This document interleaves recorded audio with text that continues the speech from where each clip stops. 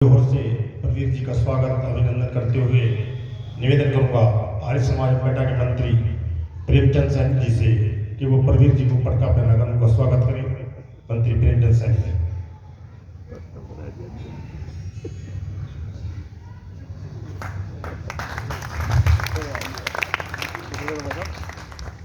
साथ ही निवेदन करूंगा प्रवीर जी से कि 10 मिनट के लिए अपना मार्गदर्शन हमें दें।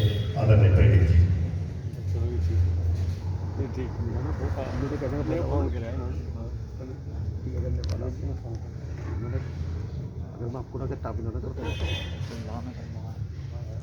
परमादरणीय अपने भजनों से निराकार को एक साकार अभिव्यक्ति देने वाले ऐसे अपने श्रद्धेय संत प्रवर आदरणीय कल्याण सिंह जी, मंचस्थ आर्य समाज अपने उस ऊंचाई को और स्थान को प्राप्त करता रहे। दिनानुदिन सत्य सनातन यह मार्ग अपना और आगे बढ़ता रहे। इस दिशा में कार्य करने वाले अपने इस कार्यक्रम के आयोजक मंडल आर्य समाज के प्रति एक श्रद्धा से उस कार्य के प्रति अपने आप को समर्पित करते हुए और इस राष्ट्र के अंदर में समाज जीवन के अंदर एक प्रकार से आज पहचान कायम करने वाले ऐसे सभी राष्ट्रीय स्वयंसेवक संघ के ज्येष्ठ वरिष्ठ कार्यकर्ता बंधु,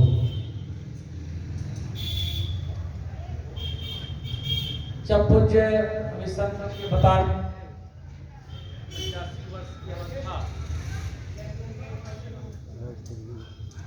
85 वर्ष की अवस्था में भी वो सातत्य अपने इस योग के इस क्रम को करते हुए और अपने इस मार्ग को लगातार समाज के रहते स्थापित करना अपने आप में बड़ी भारी उपलब्धि। हम अपने इस मार्ग को लेकर के चलते हैं, अनवरत इस काम को करते रहे।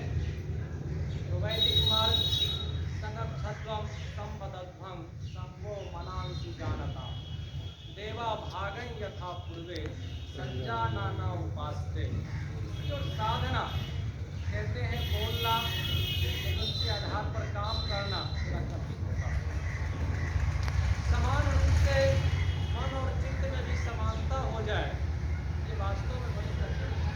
इसके लिए कहते हैं साथ चलना और साथ में अपने उस प्रकार के साथ बोलने का अभ्यास भजन के माध्यम से हम कर रहे थे।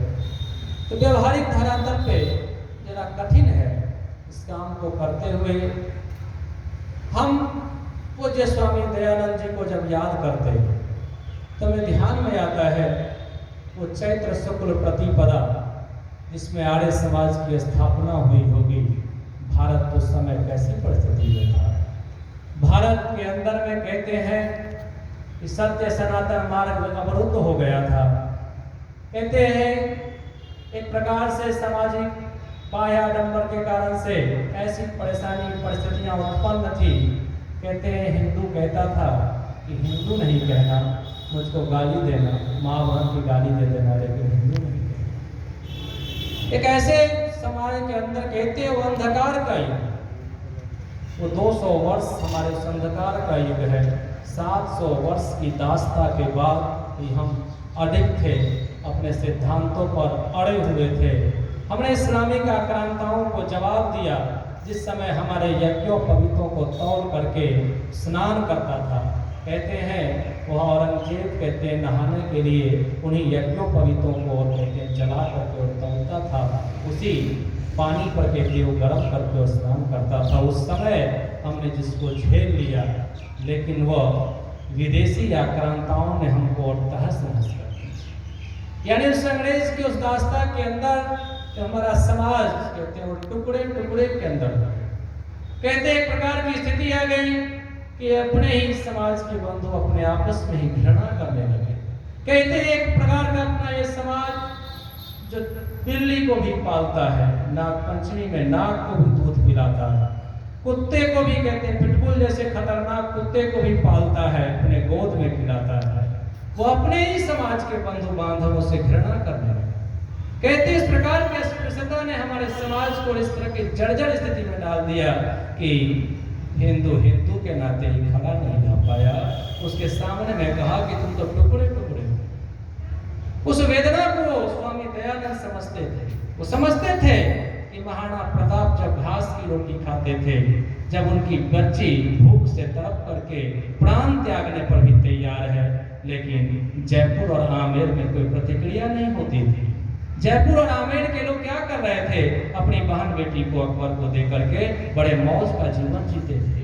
कहते हैं आज भी उदयपुर के लोग जब जयपुर जाते हैं तो पानी नहीं पीते। कहते हैं कि प्रकार से समाज कैसी स्थिति में रहा होगा, अपना ही समाज वो टुकड़े टुकड़े के अंदर बटा हुआ, उसके अंदर एक राष्ट्र भाव लाना। और बता रहे थे किस प्रकार की परिस्थिति से कोई लाला लाजपत राय उत्पन्न हुए होंगे। कभी कौन एक प्रकार के कहते हैं कि एक नशे के अंदर आगार रहने वाले वो जीवन परिवर्तित होकर के कहते हैं स्वामी श्रद्धानंद हो जाते हैं। गुरुकुल कांगड़ी जैसा स्थान स्थापित हो जाता। कहते हैं राष्ट्रवाद की वो ज्योति जग जाती। और बड़ा खुशी इसका बड़ा आश्चर्य भी मुझको होता है कि 1875 में आर्य समाज बनता है तो 1885 में आमभट्टा के अंदर आ जाता है। ये वास्तव में बहुत आश्चर्य।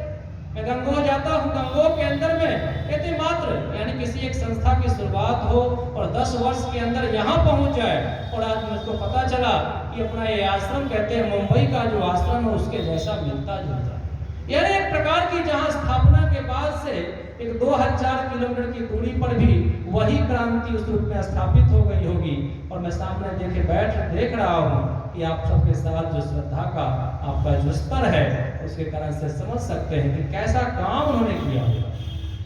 कहते हैं कैसा काम करते थे कि जिसने दूध के अंदर में कांच मिला करके पिला दिया, उसको खुद कहते हैं तुम चले जाओ, लोग तुमको छोड़ेंगे नहीं, क्योंकि तुमने जो ये कार्य कर दिया है लोग तुमको बर्दाश्त नहीं कर सकते हैं। मैं तो मृत्यु को बुलाता, यानी मृत्यु को स्वीकार करते हैं।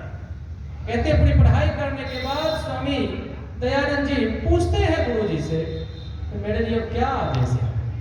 कहते हैं कि सब लोग अर्थोपार्जन में लगते हैं, एक जीवन ऐसा चाहिए जो इस राष्ट्र को बचा सके, इस राष्ट्र के अंदर में ज्ञान की और शिखर को पहुंचा सके।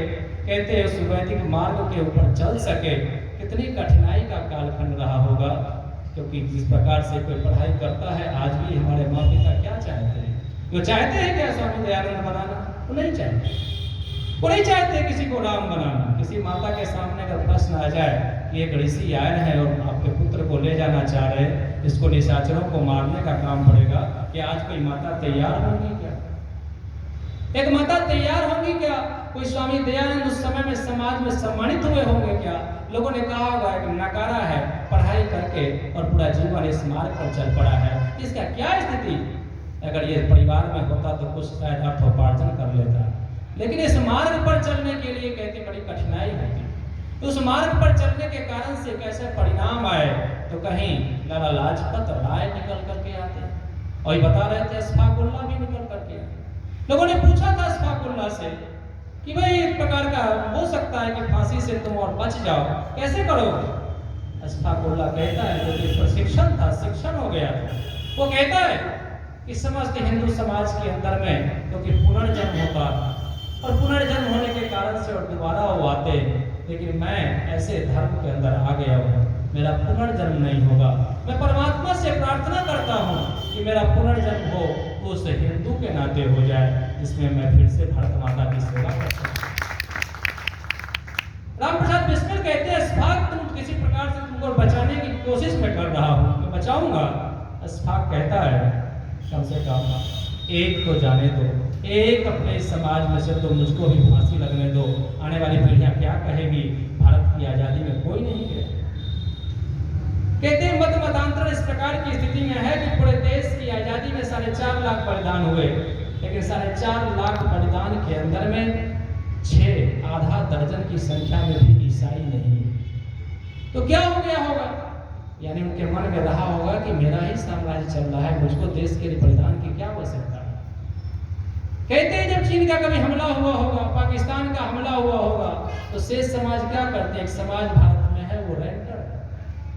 जब मकान वाले कोई कील ठोकता है तो बड़े संभल कर ठोकता रहता है कि कहीं मेरे कील ठोकने से और दीवार का कोई अंश गिर जाएगा तो मेरे ऊपर बड़ी लगेगा कि मेरे सीने पर ही कील ठोक दिया गया है। लेकिन वही एक रेंटर होता, वो इतना तेज कील ठोकता है कि मेरा बड़ा हिस्सा टूट के गिर जाए तो मेरे जो रेंट में 3000 लग रहा है, ये 1000 इसी में खर्च में लग जाए, क्योंकि उसके साथ उसका भावात्मक अनुराग नहीं होता, वो माता का भाव नहीं होता। तो जो कहते थे वीर सावरकर, सिंधु सिंधु पर्यंता यस्य भारत भूमिका पितृभू पुण्य भूश्चैव स एव हिंदू रीति स्मृता। यानी सिंधु नदी से लेकर के सिंधु सागर तक फैले हुए इस भूभाग में जो पितृभूमि और पुण्य भूमि मानता है वही कहते हैं हिंदू। उसका नाम दुनिया ने हिंदू कहा है। दुनिया को इसको जब हमने प्रणवंतो विश्वमार्यम कहा, दुनिया उसको पहचानती है हिंदू के नाते, उसको काम करने के लिए प्रयास करते हैं। कभी कभी शब्दों पर कभी कभी भेदाभेद हो जाता है, लेकिन वही शब्द है जो आर्य है, वही हिंदू है, वही प्रकार के सनातनी है। और कहते हैं कि जिसकी कोई पूजा प्रणाली भी नहीं है, जो निराकार ब्रह्म की उपासना करता है, दुनिया उसको भी कहती है कि हिंदू। ये दुनिया का दिया हुआ एक प्रकार का उपनाम हो गया। कभी कभी एक प्रकार की परिस्थिति आ जाती है कि इन शब्दों के जाल में हम फंस जाते हैं। कभी कभी ऐसी भी स्थिति आ जाती है, वेदों के प्रति बड़ी भारी आस्था रखने वाले गीता से घृणा करने लगते हैं। कभी कभी कल्पना में आ जाता है कि नहीं, ये हिंदू के उपनिषद क्या है, वेदांत ही तो कहा। यानी वेदों के बाद जब देखा गया इस अध्ययन के बाद भी कुछ बच जाता है, तब रचना होती है ईसा वास्य विदम सर्वम यत किंचन जगत्यां जगत तेन त्यक्तेन भुंजीथा मां कृधा कस्यस्विधम। यानी चराचर जगत के अंदर में कण कण के अंदर ईश्वर विराजमान है, ऐसा कहते हैं, ये वेदांत कहता है। तो वेदों के बाद भी तो अपनी जो आज की पीढ़ी है वो कम से कम इस छोटी छोटी चीजों से वो जुड़ सके, वो मात्र 17 श्लोक वाले ईशावास्योपनिषद को पढ़ सके, इसके नायक में कुछ प्रयास हम सब लोगों से भी अपेक्षित है। वेद पर हम तमाम प्रकार की आस्था रखें, लेकिन कम से कम एक छोटी सी पुस्तक हमारे घर में भी देखी जाए कि ये पुस्तक है, इसको वेद कहते हैं, इसके अंदर वो ज्ञान है। हमारी युवा पीढ़ी आज प्रश्न कर देती है, ये कौन सा भी ज्ञान है जो वेदों में लिखा हुआ है, क्योंकि उसके पास कुछ भी पता नहीं है, ना हमने पता होने दिया। बचपन के अंदर में जब रामचरितमानस को हम लोग कभी खोल लेते थे, माँ पिताजी बड़ा तेज डांटते थे, कर किताब पढ़ो, मैथ पढ़ना है, मैथ में रामचरितमानस क्यों पढ़ते हो। आज हमारे परिवारों में क्या कैसी स्थिति है। वेद एक वैसे ग्रंथ जिसके आधार पर समस्त समाज को चलना था, लेकिन वेद को हमारे ही लोगों ने कुछ बताने का काम नहीं किया।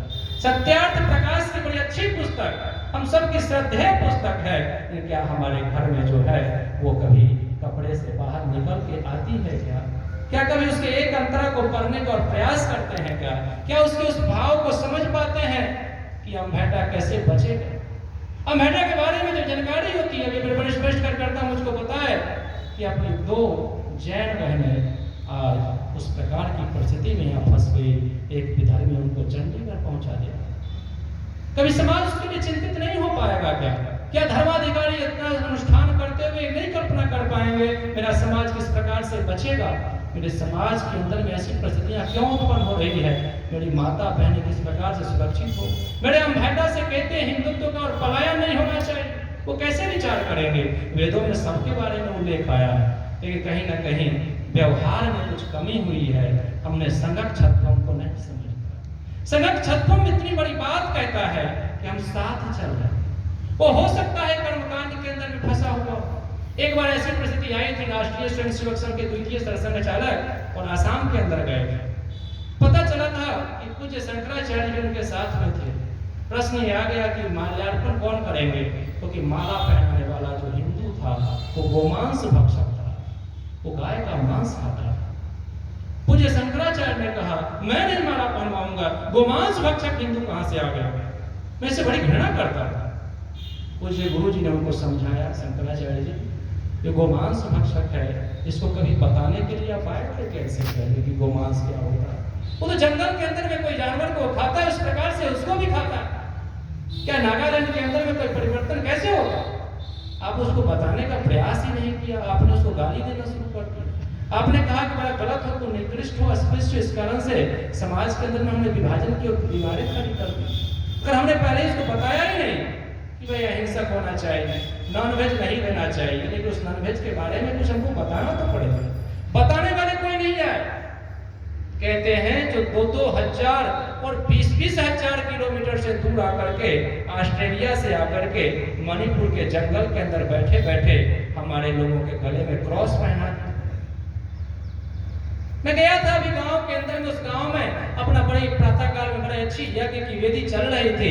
मैं जब पहुंचा, मैंने पूछा क्या रविवार को कोई अलग से प्रार्थना भी होती है? उन्होंने कहा कि हाँ, रविवार को बपतिस्मा इत्यादि होती है, लोग ईसाई बन रहे हैं। कितना बड़ा शुद्धि आंदोलन था। अगर आर्य समाज का वो शुद्धि आंदोलन नहीं होता, हिंदू हिंदुत्व के नाते आज खड़ा नहीं होता। कितनी कठिनाई थी, लेकिन क्या हमारा वो शुद्धि आंदोलन कहीं रुक रहा है? क्या मेरे इस जिले के अंदर में जहां भी ऐसी परिस्थिति खड़ी हो रही है, कभी मेरे मन के अंदर वो प्रश्न मुझको विचलित करता है क्या कि नहीं? हमारे भोले भाले बंधु, जिस समय औरंगजेब उस आतंक पे अपने बहन बेटी को बेचने की स्थिति थी, तब भी धर्म नहीं बदले।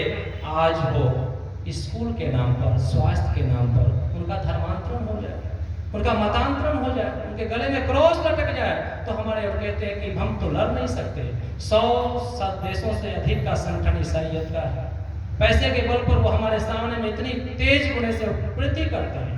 मेरे पास में गांव में गया मैं, सरौली दूली चंद्रपुर, वहाँ मुझको पता चला कि 50 परिवार और बदल गए हैं। सबने अपने बच्चों के नाम में से कुमार कुमारी हटवा दिया है, सबने एडम्स और मसीह जुड़वा दिया है।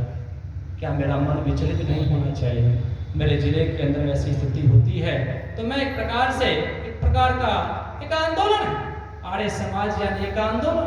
वो आंदोलन किस प्रकार से समाज जीवन को प्रभावित करना चाहिए, उसके साथ में कहते हैं हमको संरक्षण करना पड़ेगा, संबद्धध्वम करना पड़ेगा, साथ चलना भी होगा। कभी कभी अपने विचार को नहीं मानने वाले उनके भी साथ में चलना पड़ेगा, और कभी कभी उनकी भी बातों को महत्व देना होगा। उसके कारण से कहते हैं एक प्रकार की जो प्रतिष्ठा बचती है।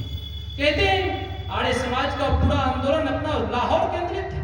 लाहौर डीएवी कॉलेज बड़ा भारी केंद्र था। कहते हैं वीर भगत सिंह जैसे लोग आर्य समाज से जुड़ करके आए थे। क्या आज डीएवी नहीं है? आज डीएवी नहीं है। लाहौर में उसका नाम दयानंद एग्रो वैदिक नहीं है। यानी जब भारत हटता है, हिंदू खत्म होता है, सब चीज समाप्त हो जाता है। राधा स्वामी का पूरा मूवमेंट कहाँ से शुरू हुआ है? राधा स्वामी सत्संग पाकिस्तान के अंदर में शुरू हुआ है। आज कोई जाने वाला नहीं। बप्पा रावल का रावल पिंडी आज हमारे पास नहीं। भारत माता आज उनके दोनों हाथ कटे हुए हैं। वो हाथ कटी हुई माता हम सब की तरह बड़े आशा भरी दृष्टि से देखती है कि मेरे लिए कोई कष्ट सहेगा क्या? मेरे बच्चों को कोई मतांतरित होने देगा क्या? मेरे बच्चे को, मेरे बच्चियों को कोई बचाने वाला है क्या? ऐसे इस दिशा में हम सबका अगर प्रयास होता है तो वास्तव में हम ये कह सकते हैं जो स्वामी दयानंद जी ने किया था, उस काम को आज भी, उस लौ को बुझने नहीं देंगे। स्वामी श्रद्धानंद जैसे लोगों को खड़े करेंगे और ऐसे प्रकार का आंदोलन खड़ा होगा कि अपने जिले के अंदर में कोई भी मतांतरण करने से पहले 4 बार सोचेगा कि आर्य समाज का आंदोलन है, यहाँ अगर करेंगे तो जो किए हुए हैं उनको वापस लाएंगे और करने वाले कुत्सित प्रयासों को रोकेंगे। ऐसे एक प्रकार का निवेदन आपके साथ बात को पूर्ण